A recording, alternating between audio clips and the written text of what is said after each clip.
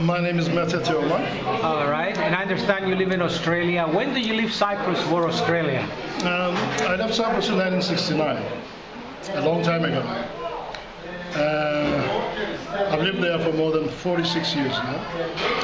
So, and it's my first time back in 15 years. And I'm really enjoying myself. And how did you get to Australia? Tell us about your trip. I know it's a story by itself. Yes, to give you just the skeleton of it, we went there by ship. It took us about 36 days. We went from Nicosia, the old airport, to Southampton, where we took the boat called SS Australis. And we had this amazing journey all the way via Cape Town, Fremantle, Melbourne, and Sydney. That's where we got off. How long did it take you to get there? It took us about 36 days. Okay. And who else was in the ship? Was there with you? Well, we had a contingent of about 60 Cypriots. About 18 or so was Turkish Cypriots, and the rest Greek Cypriots. But we got on very well on ship. It wasn't as if, it was so funny because, we were, let's say we were running away from each other. But on the ship, we were, you couldn't split us up. We had friendships. I had one special friend that, he would always be with me. I was only 18 at the time. And the ship was really wonderful. It was a one-class ship. There was swimming pool, we had ballrooms, dancing. We did a lot of Greek dancing along the way. One of the dances I remember was Zorba the Greek. I could do it very well. They were all impressed, actually. So it was a bit of a surreal trip, really. We were running away, but we were taking the enemy with us. Right. Now, what were your emotions leaving Cyprus? How did you feel about leaving? It was actually mixed emotions. I was happy because we were leaving a very uncertain situation. But I was of course sad because I left my mother and my sisters back here. And for the first time, I was spending a lot of time with my father on the ship. As it happened, it was another 2 years before I'd see my mother. So I was a bit sad. And also, I left Cyprus when I was 17, and halfway through the voyage, I turned 18. And I remember it was the first time in my life that nobody, including myself, remembered my birthday. Wow. It was only a few days later that How did that make you feel? It was my birthday. And how did that make you feel? Did you feel sad? Or? It was sad. It was sad. Yeah. And that's when I started smoking. Okay. I went and I said, I'm 18 now. I'm sad. I'm going to have a cigarette. I started smoking. And what did you do when you get to Australia? What was the first thing you did? Well, the first thing we did was we were met by a cousin, and he took us to his home. And we stayed with him for a couple of weeks until he found us a home. I can't really remember, it's been so long. His wife was actually Australian, and we had a meal which I couldn't eat. It was meat and 3 veggies, as we say in Australia. So funny. I was hungry, but I couldn't eat. While on the ship, the meals were all the stuff that we're used to, because it was a Greek ship. It was Chandris Lines, Australis. So was interesting. Now, how did you feel when you arrived in Australia?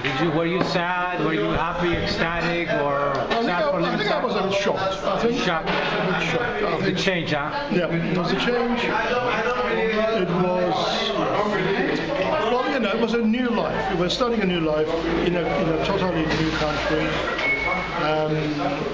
I couldn't understand the language much because Australian slang is not easy. It's not easy to understand. Right, right. I had to go to school to learn English. Although I thought I spoke English. It wasn't the English that I found there. So yeah, it was hard. It was really hard. I miss my mother really a lot because I was the only son. And she stayed over in Cyprus. I was the only son, and you know what that means. I couldn't do anything. I couldn't cook. I couldn't make tea even. And all of a sudden, my father said, "Well, I'm gonna do the shopping, and you're gonna do the cooking." So tell us about your professional career. I understand you were. I studied. You're in the film business. Yes, I studied engineering first. First, Yes. Yeah, tell us about your education first. Yes, I studied engineering. What did you study engineering? University of New South Wales. Then I started working as an engineer, but I didn't like it. It was my father's idea, so I did it for 4 years. And then I told my father that I was going to leave. I didn't like engineering. I was going to quit, and he started crying. I hadn't seen my father cry in a long time. And he said, "No." Now your father was in Australia? Yeah, he was there with me. Okay. And he said, "Oh, we come all the way here, and you studied, and you're now got your own office, and you wear a suit, and you got, Anyway, so I said to him, "All right, you can have my suit, he can have the diploma, and he can hang it in his own room." But I wasn't going to do that. And that was my liberation. I was 27 years old. I went overseas for 2.5 years. I spent 2.5 years in Europe, especially in France. 18 months in France, and some in Germany, some in Turkey, some in Cyprus, some in London. And then I got back, after I ran out of money, I got back. And I didn't want to go back to engineering, so I started languages. I could speak 3 by then, so I started interpreting, translating, which led me into a subtitling job at the Australia's multicultural TV station called SBS TV.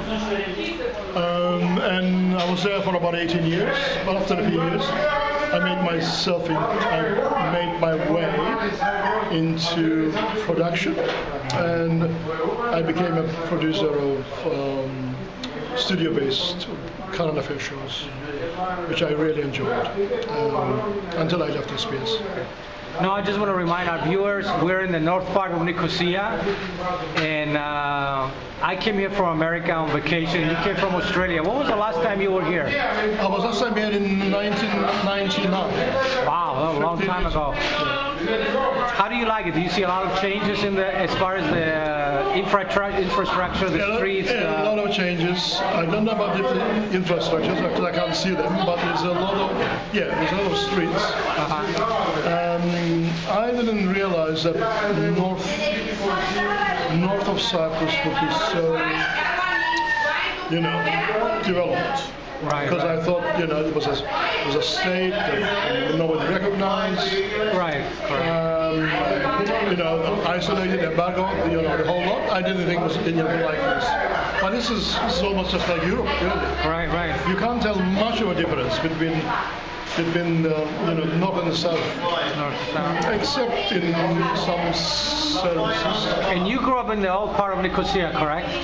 Or North Nicosia? No. I grew up in the south.